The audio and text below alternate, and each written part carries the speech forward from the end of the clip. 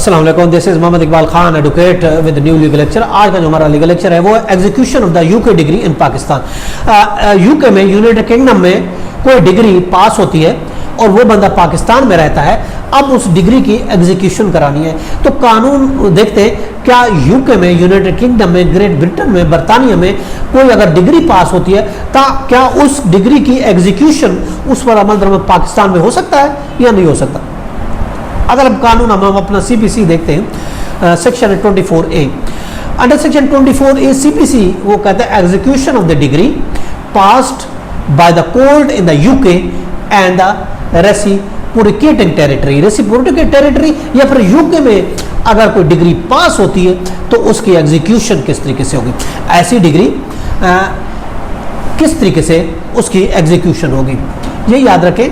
ऐसी डिग्री जो कि डिस्ट्रिक्ट जज के पास वो डिग्री पास हुई है यूके में, तो उसकी एग्जीक्यूशन के लिए जब फाइल होगी वो पाकिस्तान में, पहली बात तो याद रखें, वो डिस्ट्रिक्ट जज के पास फाइल होगी। ऐसी डिग्री डिस्ट्रिक्ट जज के पास फाइल होगी एग्जीक्यूशन के लिए और पाकिस्तान में एग्जीक्यूट हो सकती है। ऐसे एग्जीक्यूट होगी जैसे उस डिग्री को डिस्ट्रिक्ट जज ने पास किया है। डिस्ट्रिक्ट जज ऐसी डिग्री की एग्जीक्यूशन को रिमांड भी कर सकता है, वापस भी भेज सकता है। अगर अंडर सेक्शन 13 की सब क्लास ए से लेकर एफ तक अगर पूरी नहीं हुई होती तो वो डिग्री वापस हो सकती है, वो उस डिग्री पर एग्जीक्यूशन नहीं होगी। अब हम देखते हैं अंडर सेक्शन 13 क्या है। ए से लेकर एफ तक कौन सी ऐसी ग्राउंड्स हैं, अगर ये ग्राउंड पूरी होनी चाहिए तो वो डिग्री पाकिस्तान में डिस्ट्रिक्ट जज के पास एग्जीक्यूशन के लिए हम फाइल कर सकते हैं और वो डिग्री एग्जीक्यूट होगी। लेकिन अगर उनमें जो हम चीज़ें बता रहे हैं, ए से लेकर एफ तक चीज़ें बता रहे हैं, अगर वो चीज़ें पूरी, यानी वो 5 चीज़ें अगर पूरी नहीं होती, वो सेक्शन 13 में मौजूद है, तो वो डिग्री पाकिस्तान में एग्जीक्यूट नहीं होगी।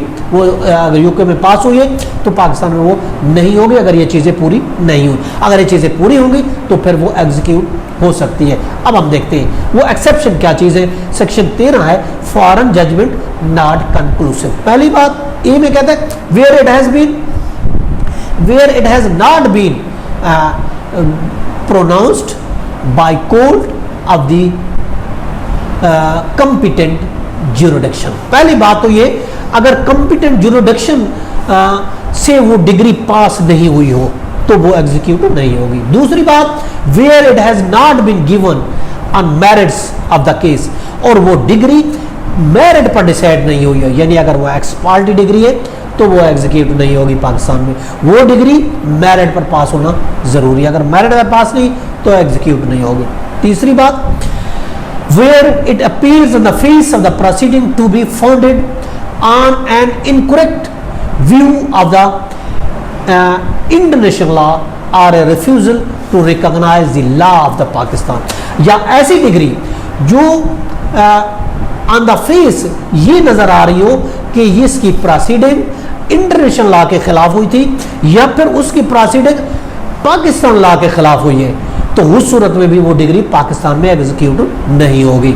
ये भी याद रखें, किसी पाकिस्तान के कन्फ्लिक्ट के, पाकिस्तान लॉ के कन्फ्लिक्ट नहीं होने चाहिए, पाकिस्तान लॉ के खिलाफ नहीं होनी चाहिए, और साथ इंटरनेशनल लॉ के खिलाफ अगर नजर आ रही है तो वो भी एग्जीक्यूट नहीं होगी। अब बात करते हैं चौथी, where the proceeding in which the judgement was obtained are oppose to the natural justice. अगर वो डिग्री नेचुरल जस्टिस नजर आ रही हो कि नेचुरल जस्टिस के बिल्कुल अगेंस्ट है तो भी उसकी एग्जीक्यूशन नहीं होगी। पांचवी और एफ जो है चीज वो ये है कि where it sustain a claim founded on the breach of any law in force in Pakistan, या फिर एक सस्टेन करती है ऐसा क्लेम को पाकिस्तान के लॉ जो फोर्स करता है, उस सूरत में भी वो डिग्री जो होगी वो एग्जीक्यूशन के काबिल नहीं होगी। ये डिग्री सुपीरियर कोर्ट की होनी चाहिए। ये भी याद रखें कि जो डिग्री इंग्लैंड में पास हुई है वो सुपीरियर कोर्ट की होनी चाहिए। यूके में सुपीरियर कोर्ट कौन है, वो अगर हम देखते हैं इंग्लैंड में हाई कोर्ट है सुपीरियर कोर्ट, स्कॉटलैंड में कोर्ट ऑफ सेशन है, अगर नॉर्दर्न आयरलैंड में देखें तो वहां हाई कोर्ट है, और इसके अलावा लेस्टर में कोर्ट ऑफ चैंसरी है, और इसके अलावा दरहम में कोर्ट ऑफ चैंसरी। अगर इनकी पास करना डिग्री हुई है, ये चीजें पूरी करती है, तो पाकिस्तान में वो एग्जीक्यूट होगी, वरना नहीं होगी। ये था हमारा आज का लेक्चर। इसके साथ इजाजत देकर फिर मिलेंगे।